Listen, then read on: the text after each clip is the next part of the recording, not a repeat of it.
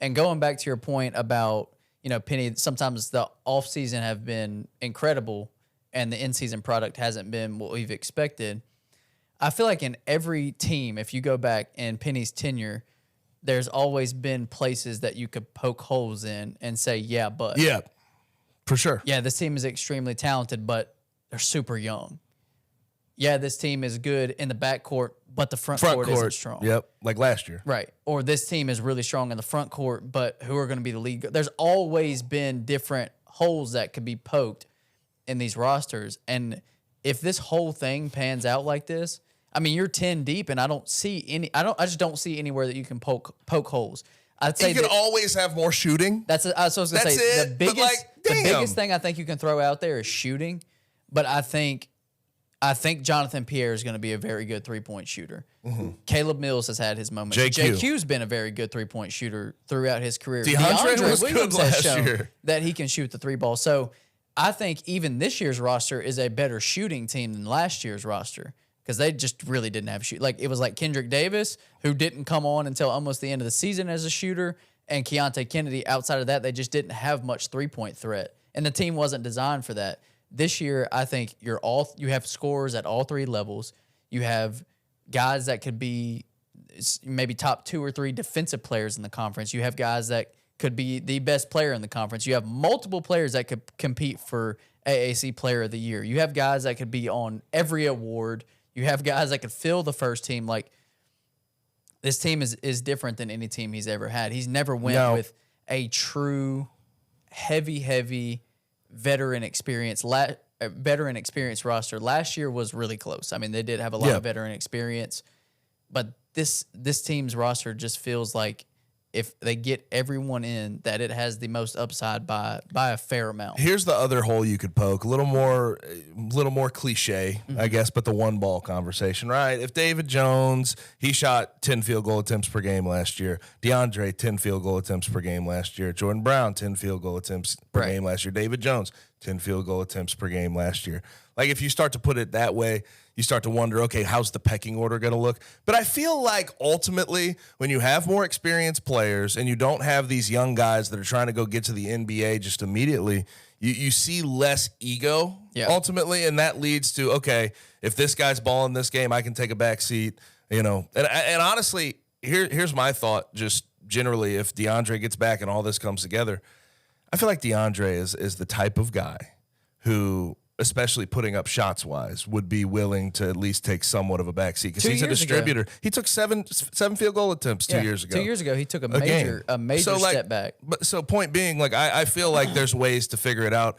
You could poke that, make that a hole. You could try to say, oh, well, damn, who's going to take the shots? How are they going to figure this out? Because we've seen in the past, Penny Hardaway coach teams don't necessarily know their pecking order, and you get some sort of infighting. Yeah. But I don't really necessarily see that happening. But there's always the potential for something like that. It could always happen. But another thing, Jonathan Pierre was in studio on Friday, and something that he said that I grabbed onto immediately was, and this wasn't like prompted or asked, but him just talking about. He's a good dude, man. He's an awesome kid.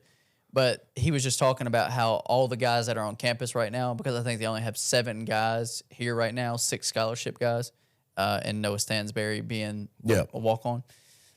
So they're not running full practices or anything like that, but they have this small group that, in his words, they're really hanging out and bonding and spending time together. And you don't always get that. Yeah. Like, sometimes you have teams that just don't hang out.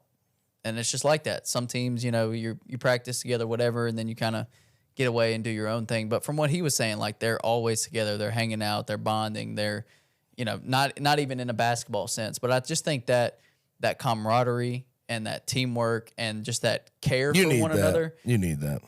It's tremendous. And if that's already set in place before these other guys get here later in the week, then that culture's already built of, like, we're a team. We're hanging out. We're friends. Right. We want to bond. And so when you get those guys in, I just think that's already built beforehand. Copy and paste this conversation week by week when it comes to Penny and putting this roster together. I still have, like, where the hell do these scholarships come from, right? Okay, so we know Jordan Brown's going to take one, and they have one left because of Chandler getting in the portal, right? Right. So then let's say JQ takes one.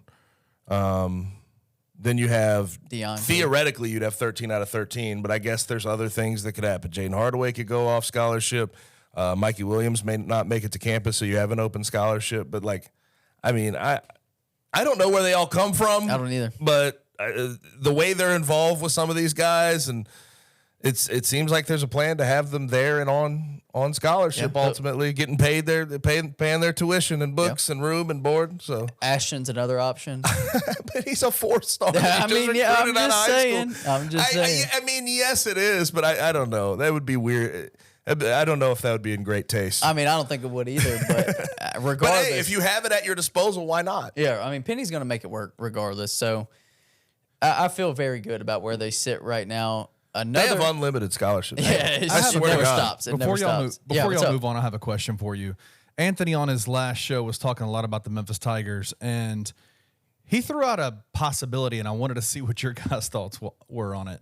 Because he mentioned what you were kind of talking about in terms of the one ball issue, roster continuity, all that kind of stuff. And he was talking about DeAndre, and he pitched the idea of, do you guys think that it would be even floated inside the Laurie Walton facility that DeAndre come off the bench for a guy like TFL or David to get those starting minutes? Nowhere. The one thing I'll say about that, where there could be I would like that to a certain extent, is the energy that he would immediately inject bring off the bench, right? But at the same time, he's a starter. I think he's a starter, and I don't think you should overthink it. Yeah, I don't think you should overthink it. But if they wanted to, would DeAndre be a guy that would be okay with that? I would say yes.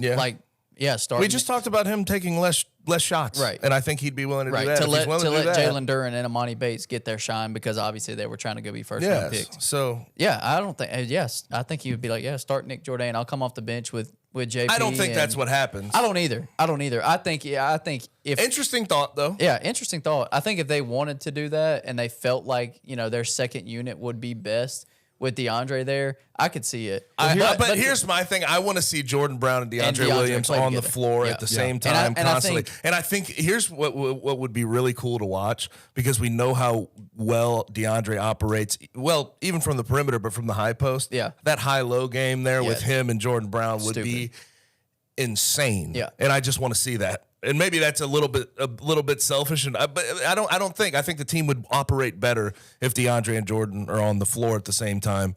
But we'll see. I think Nick Jourdain brings a lot of what DeAndre brings to him, just as far as veteran leadership, motor, energy, rebounding, energy. Yeah. So I mean, I don't think it would happen, but if they felt that it was in best interest to do that, I don't think DeAndre would have a problem with it. I think what Anthony was pitching was not Jourdain coming off switching spots with DeAndre. It was taking David and putting him at the 4, TFL at the 3, Caleb at the 2. No. Why would you have Nick Jourdain and DeAndre? The point, I get the point he's making, is like you have TFL, who is just not offensively, he doesn't want to take shots. So you have a clear pecking order. But again, ultimately, I think if DeAndre makes it back to campus, you start DeAndre Williams. You just do. I don't think you can have Nick Jourdain and DeAndre both on the bench. It just doesn't make sense to me. I mean, I get the starting line. Yes. I get the point of putting TFAL in there. Yeah, I do for just to free up the offensive players to play offense. Yes. Right. But I get it. But again, it's just hard to envision that. DeAndre not as a starter just doesn't click with me. Yeah. Dude had 18 and 8 last year. Right. You start that guy. Yeah.